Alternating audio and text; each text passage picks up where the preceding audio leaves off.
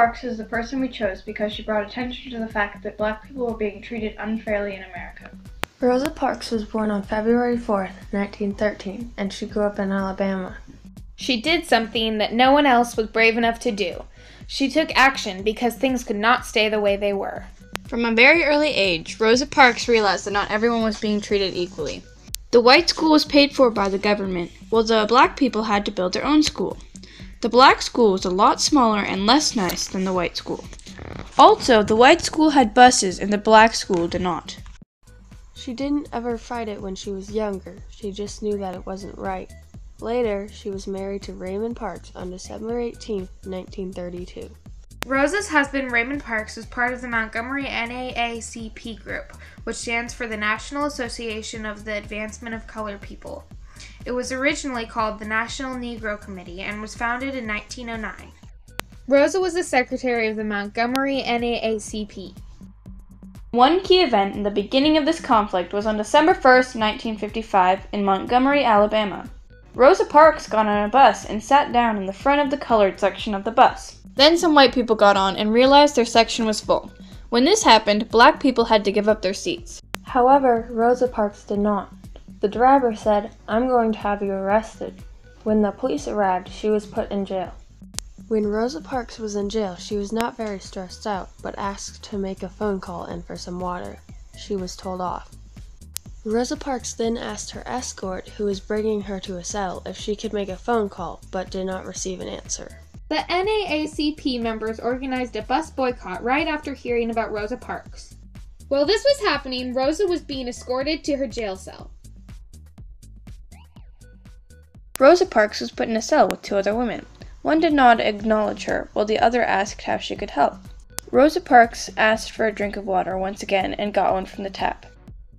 Then she was called downstairs, where she was allowed a phone call. She called home and spoke to her husband.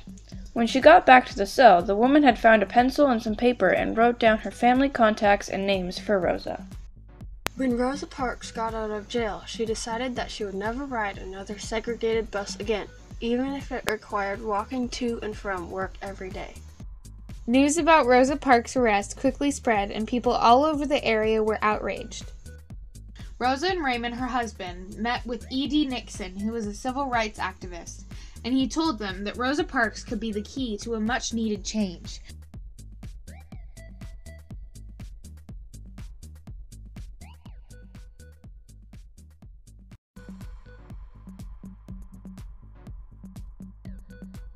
Montgomery Improvement Association had 3 demands for the buses. 1. Courteous treatment on the buses.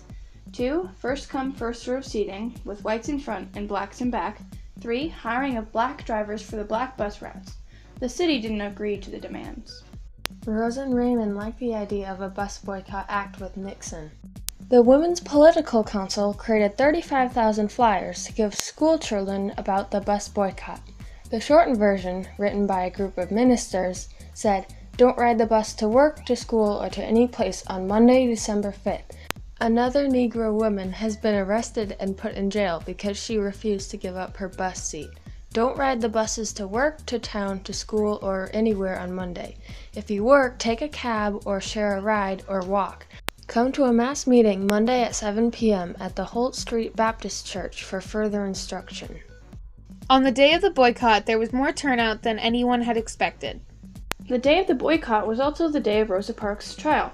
In her trial, she was found guilty of violating segregation laws and received a suspended sentence and was fined $14. Nixon and a few ministers decided to create the MIA, the Montgomery Improvement Association. The MIA decided to elect Martin Luther King Jr. as their president. The bus boycott created some anger and violence in white population.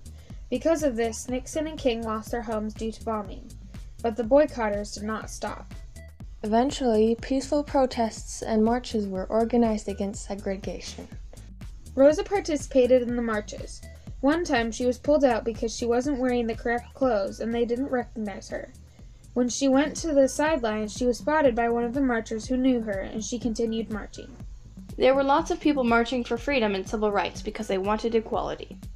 On November 13, 1956, the Supreme Court decided that bus segregation should no longer be allowed. The marches stopped on December 20th, 1956. Rosa Parks and her fellow marchers were successful. After the marches, Rosa Parks moved to Detroit because there were still whites harassing her. She founded the Rosa and Raymond Parks Institute for Self-Development in 1987, and she also wrote an autobiography. Now we are going to show a clip of Rosa Parks being interviewed. And when the other three people, after some hesitancy, stood up, he wanted to know if I was going to stand. I told him I was not, and he told me he would have me arrested. I told him he may do that.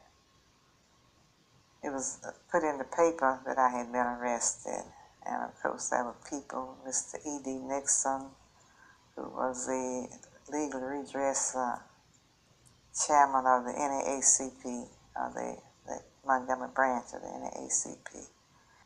My trial, which was December 5th, is when they found me guilty. The lawyers, Fred Gray and Charles Langford, who were representing me, they filed an appeal. December 5th was the day that people stayed off in large numbers and did not ride the bus. In fact, most of the buses, I think all of them were just about empty. I took a seat that was just back of where the white people were sitting. And in fact, the last seat, and the man was next to the window, and I took an aisle seat, and there were two women across. And we went on undisturbed until about the second or third stop, when some white people boarded the bus and left one man standing. And when the driver noticed him standing, he told us to stand up and let him have those seats. We got this video from YouTube, and it was posted on Manufacturing Intellect's channel. Rosa Parks earned the title of Mother of the Civil Rights Movement because she stood up for civil rights. Although Rosa Parks' action was not a violent conflict, it was not a compromise either. Rosa Parks created the spark of a rebellion that led to equality for all people.